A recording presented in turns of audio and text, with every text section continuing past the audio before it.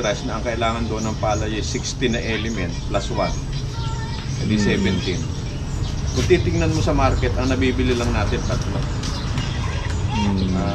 Sabihin natin may 10 ka sa may 10 ka sa lupa. O may 10 ka sa lupa plus 13. Hindi may nawawalang 3. Ngayon yung alang, may nabibili sa market, ihihiwalay mo yun. Dinagdag ko doon sa ginagawa ko yung 3 pa na yun para hindi ka na mag-additional cost. Tapos meron pang meron pang additional na libre, yung probiotics. O yung tinatawag na microorganism. Ba't ba yung tao kailangan iinom ka na rin? Kasi ala na rin tayong microorganism sa katawan. Kaya may Yakult sa sa mall. O ngayon, iginawa ko ngayon ng Yakult yung halaman, siyempre. Pero totoo, may halo rin yan. Nag-additional pa ako. Yung 1 drum na ganito, to make stronger. Oo, namumuhunan.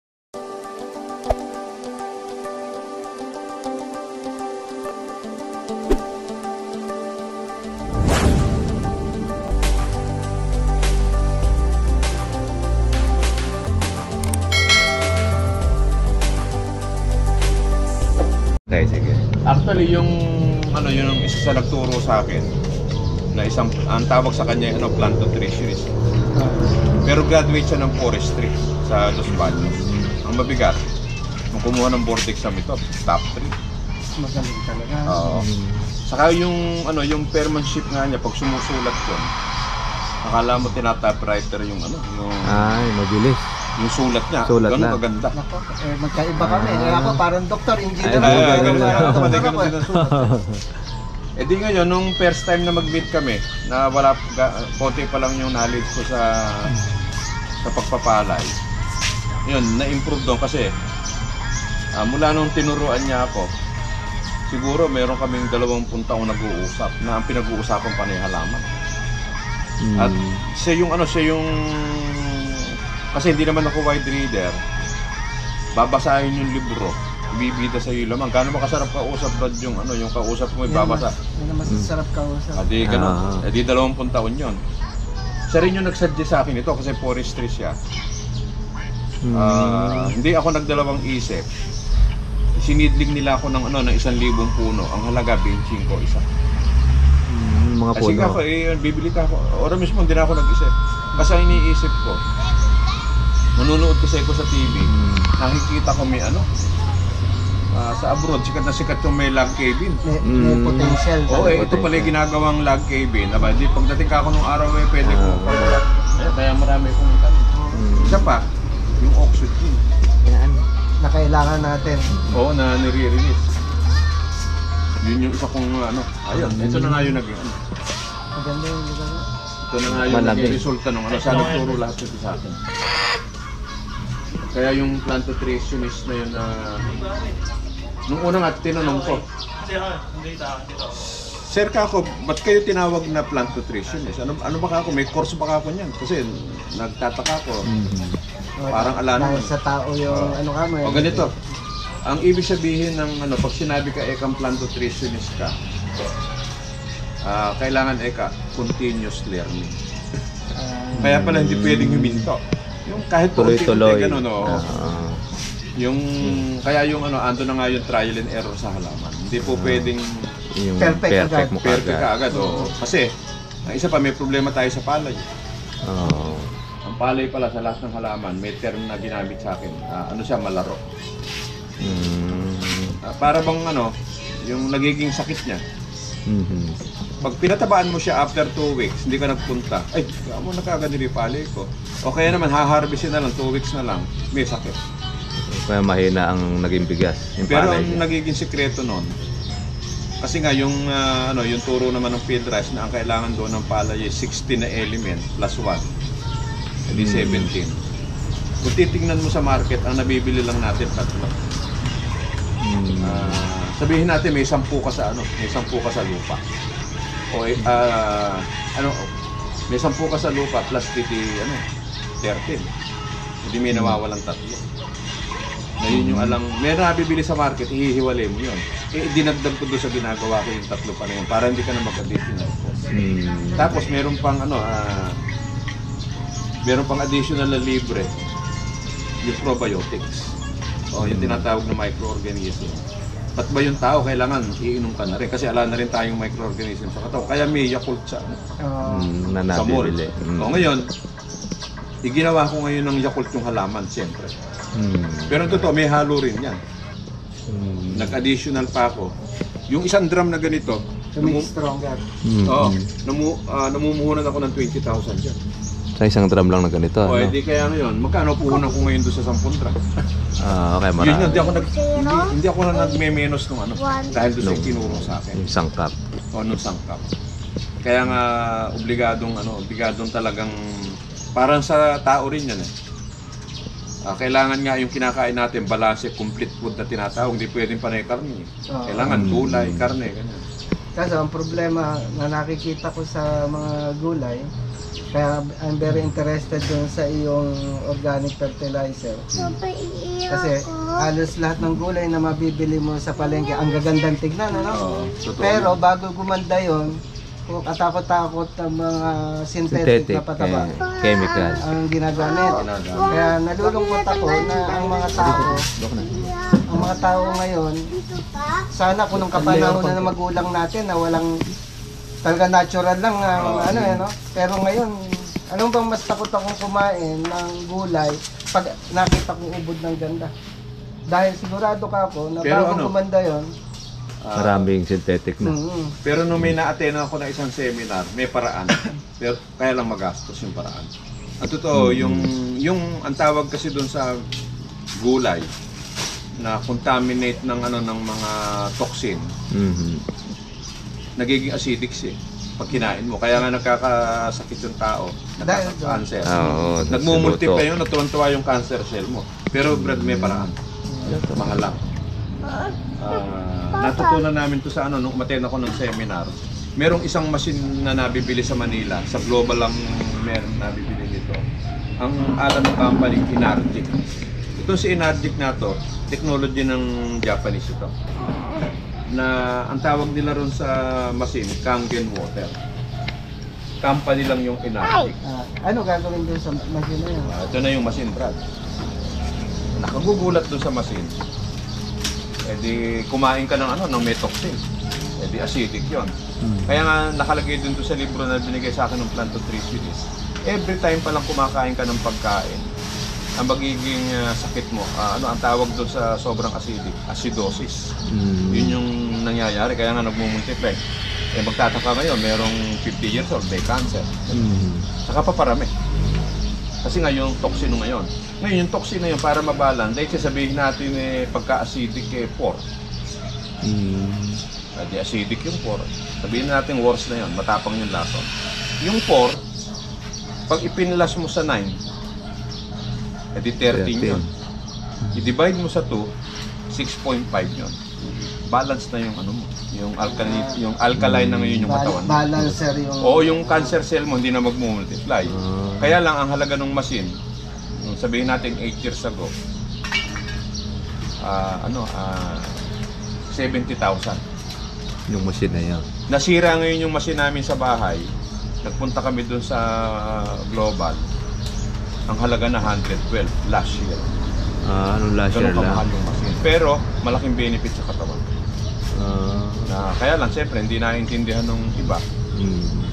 Magtataka nga ron sa yung machine na yun, may nakalagay doon, yung drinking water, 9.5. Yung drinking coffee, 8.5.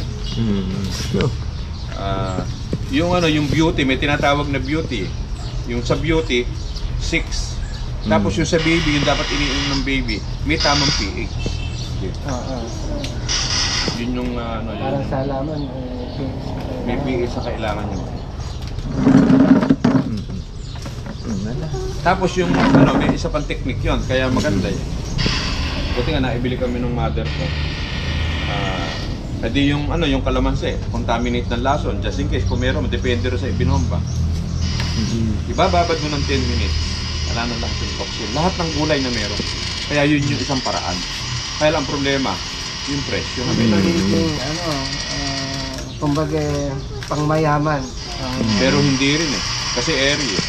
Pag kasi yung tao nagkasakit, Mas malaki ang... Pagka nagkasakit ka, hahanap ka ng para kasi gusto mo pang mabuhay eh.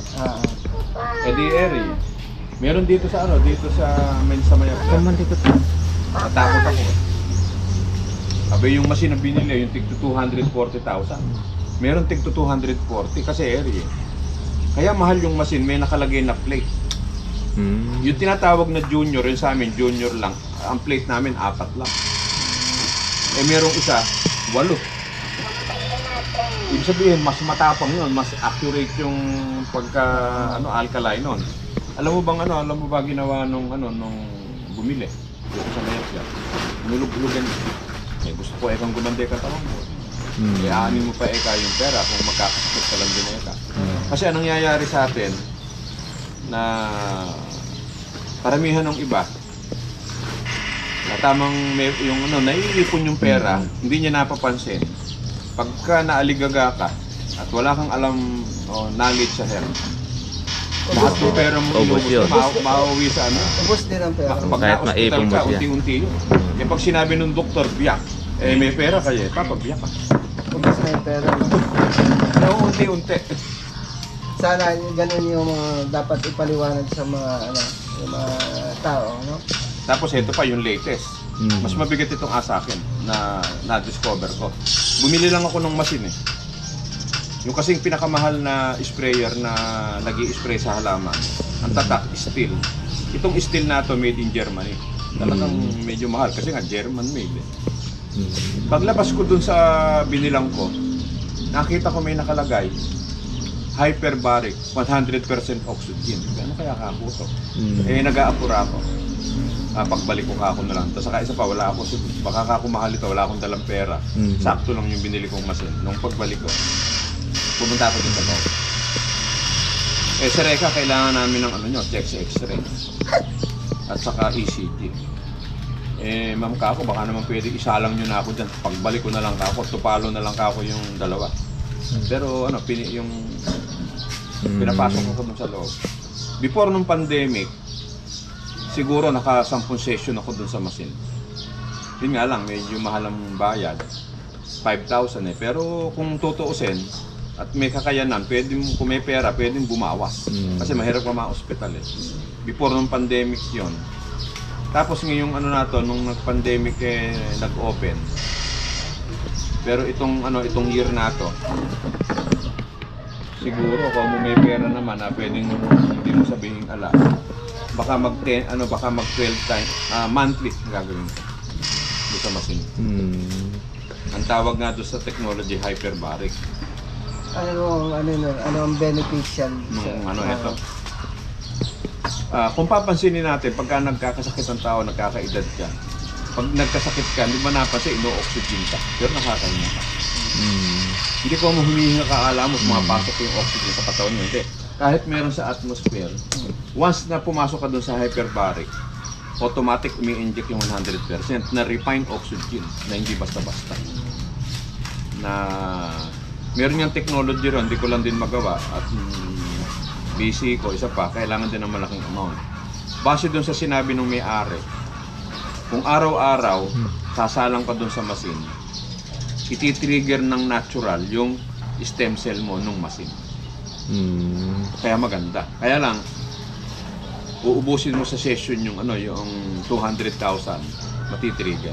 Kailangan lang araw-araw, hindi pwedeng make up. Kailangan mag-stay ka na doon. Parang ganun. Oo, para para bang meron kasi ako nabalitaan, sa China pala, pag nagpa-stem cell ka, 1 million. Pero hindi accurate. Pero gagaling ka, lalakas ka. May maramdaman ka. Kaya lang, alam na natin, made in China. 1 million yon. Pero pag nagpunta ka sa Germany, kamukha nung ginagamit ni Enrile, kada saksak 5 million. O kaya hanggang ngayon, buhay si Enrile. Ganun na po 5 million. niya. 5 million. Matindi. Oo, matindi yun. Kaya wala tayo, wala tayong isang sasaksakan ka, 5 million tayo kukuha nun. Kailangan tayong ganung kabuhayan. Laki pala. Na may ipong ka, sa mga kasi yun, sa mga malalaking tao, baliwala yun. Siyempre dahil may pera eh. Kaya nga si Enrile pa lang 100 eh. Centennial. Ayun. Dahil doon sa technology ng Germany.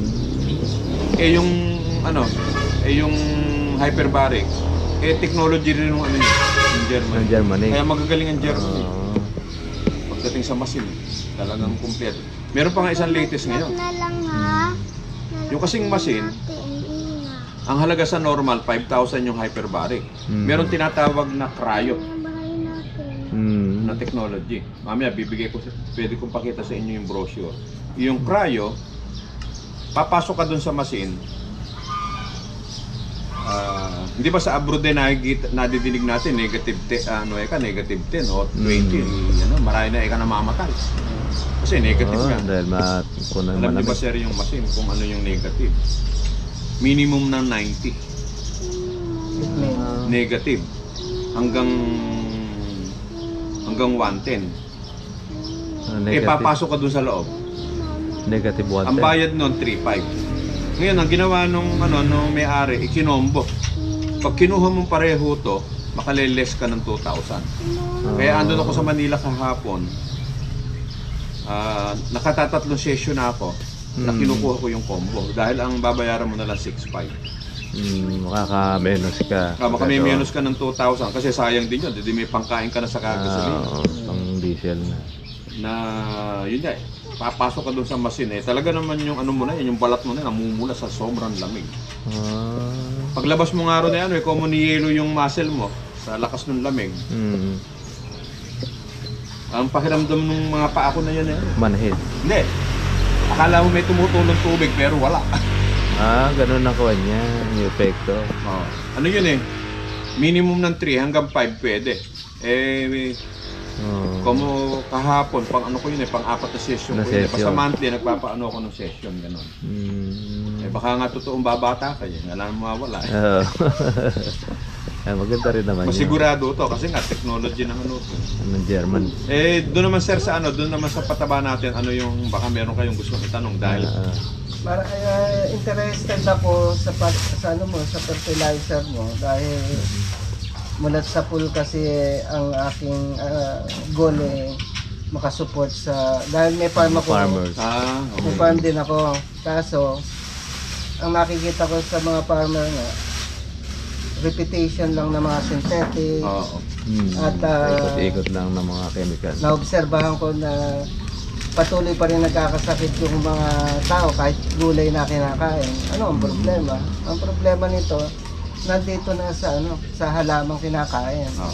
Parang sa manok, nung kabataan natin, 45 days, 55 days bago ma-harvest yung poultry, Ngayon, ang technology ngayon, 1 linggo mo lang, yung sisiw, 1 linggo mo lang hindi makita mo. Malaki na. Pwede nang katayin. Parang ano na ngayon, 30 days na lang ngayon. 30 days. Nawala yung 15 days. So, may karne ka nga, pero paano naging karne yun? Ano yung... Puro mga... Parang chemical na rin yung nagpalaki sa kanya. Injectable yun. Mga chemical. Hindi natural. Nung nagkamit kasi tayo dun sa hindi tayo gano'ng nagkakwento dahil maraming tao. Maraming tao, saka parang busy sa may ginagawa siya. So, ano naman ako, ang hilig ko naman, invention ko, sa sa gas and oil ako. Sa gas and oil ako, as engineer.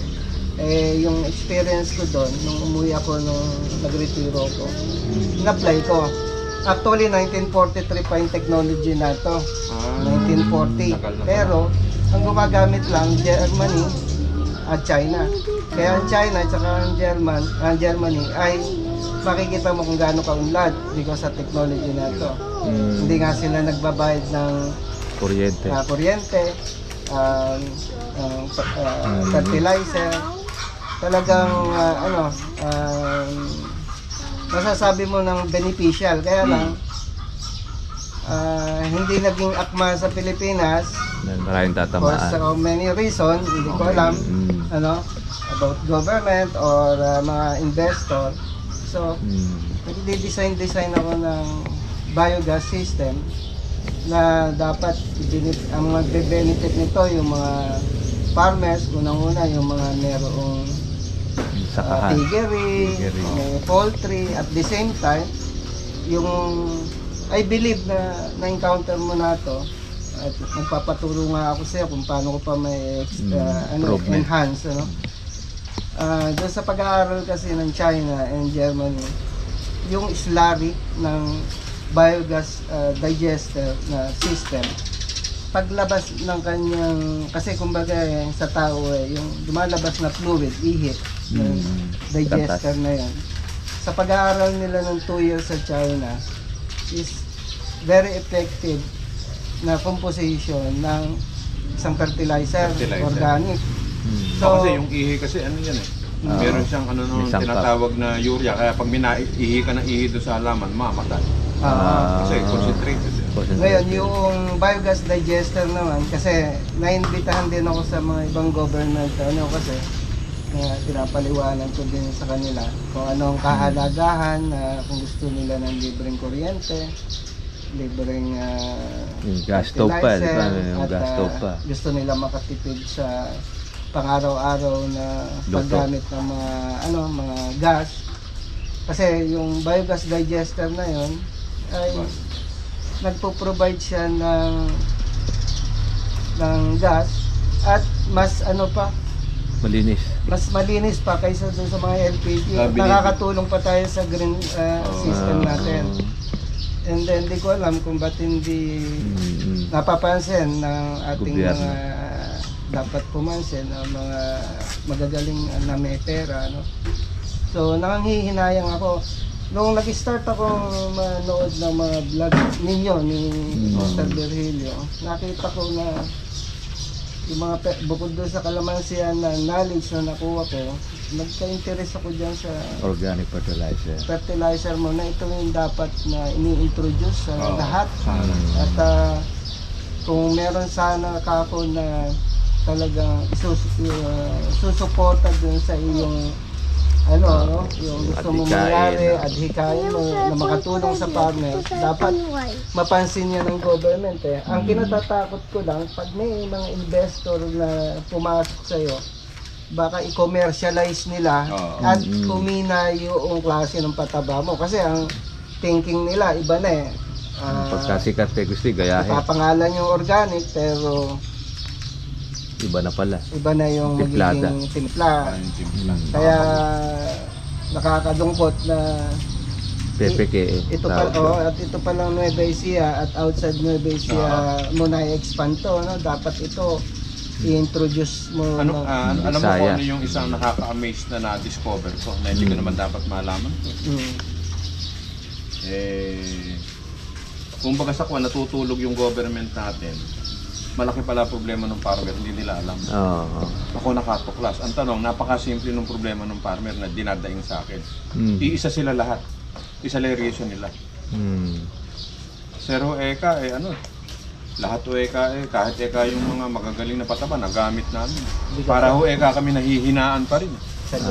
Mukha ho eka hindi makontento. Mauublika kaming gamitin yung sa inyo kasi nakita namin mukhang kakaiba, baka sakali. Kaya sila subok ng subok. Kaya lahat ng sumubok ay positive. Pero may negative din. Ito may masakit sa negative side ng pataba. Para ba Brad hindi matanggap? Siyempre wala akong magawa kasi parang ordinaryong farmer lang tayo na mahilig lang mag-aral. Kasi hindi naman tayo talaga agriculturist para yun ay ma-discover mo ng totoo. Ang masakit ito. Nung una nag-field ako sa pataba. Sa totoo lang, medyo suntok sa buwan itong ginagawa ko. Trial kasi and error. inaalok ng katebrad ng siyempre, hindi kita kakilala, hindi tayo makakilala. Dinala kita ngayon ng pataba, pinagagamit kita. Di dumating ako sa iyo ngayon. So, eka, bato, ano ho ba eka yan? Bato, eka, ganyan niya. Alam naman, eka, tatak yan. Eka, kung di tumalab sa halaman yan. Bigla akong nasagot. Sige ka ako ganito, iiwanan ko na kaki5 bag. Try mo muna sa 1 hektarya kung tumalab. Hindi, iniwan ko. Sige ka, deliveran nyo nga kami eka uli ng mga 20 pa. Wala pa Tapos 20 pa uli. Pero ito yung naging negative side. Nung mahal yung pataba na nag-225 o 28, ang kausap ko kasi yung namumursyento, hindi yung may-ari. Puta na, gumawa ng yung ko lang yun, hinala ko lang. Ang ginawa ngayon nung tumalab Kasi as a frontage nung kaya hindi siya pwedeng magsinungaling. Ngayon, meron sinabugan sa ibang lugar, malayo. Sa Reka, iba ho ata ay dinala niya. Hindi ho eka tumalab. Di kunyari, 10 yung isinabog. 2.5 yung pataba nun. Binebenta ko lang ng sabihin nating 1.2. Mm-mm. Ginawan ako ng alibay kasi 10 yung naisabog. Ano yun 20 nga yun, kinuha ko uli yung 10. Ewan mo na ako, may natira, meron pa ikasar. Ewan mo na ako isabog, hindi pala tumunog. Kinuha ko. Ngayon, ang naging idea ng mga gumagawa sa bukid, tatalino rin. Tuyang pa. Pinalabas ng dito malab yun sa akin. Kasi kayo sir yung may-ari ng lupa. Ma'am, sasabugan na namin yung yung 2 hektarya. Napatabaan na nung pataba ko. Di may 25 mil ka ngayon. Isa yon. Di ganon. Ito yung sumunod na taon, ito na naman. Parang yearly. Kasamahan ko naman si Grover ito. Mas mabigat ito. Di isinabog. Nung nakita kami, maganda naman yung talab. Wala naman hindi naman nahuli ro sa mga pataba. Kaya lang nagka-problema kami sa pataba mo. Ba't ako naging problema? Naupo daw yung nagkasugat-sugat daw lahat ng daliri nung Nung nagsabog daw. Nung nagsabog. Kaya sa loob-loob ko, kung meron 10 gumamit, ikaw lang ang magre-reklamo, sasabihin mo na upod lahat ng daliri mo. Hindi ko na sinagot yun. Kasi baka magkagalit lang kami. Yung hinayaan ko na, yung pinagpasensyaan ko. Ang nagiging problema ko sa market, parang hindi nila, yung ibang mga magagaling, hindi nila matanggap yung talab ng pataba ko. Kasi sa kamagano ko sa sasapawan. Pero kung bumili, 440 bucks na pataba. Ngayon, itong taon-taon yun. Ngayon, itong taon na ito, meron na naman. Sa Saragossa, bago ito, maganda rin ito. Nabaliktad naman. Doon sa 100% na talab ng pataba ko, may nagreklamong isa. Naiiwan daw ako ng synthetic. Yun daw ang kwan niya. Siyempre, hindi ko tanggap yun. Ngayon, kung makikipaglaban ako doon sa nagsabi, pero ang kausap lang kasi yung namumursyento, pinuntahan ng isa kong kakilala. Yun nga, naiiwan daw. Nagdududa na naman ako kasi hindi ko naman nakita yung ginamit. So ngayon, ang isang factor kaya ayaw pa talabin ng gumagamit. Kasi yung pataba ko hindi pwedeng ibenta. Baka nagbebenta sila dati doon sa amo nila. Pag ito tumalab ng maganda to, wala na kami side. Wala na. Kaya ngayon, sinabing hindi tumalab, para sa susunod ng panay-synthetic. Meron siyang bebenta.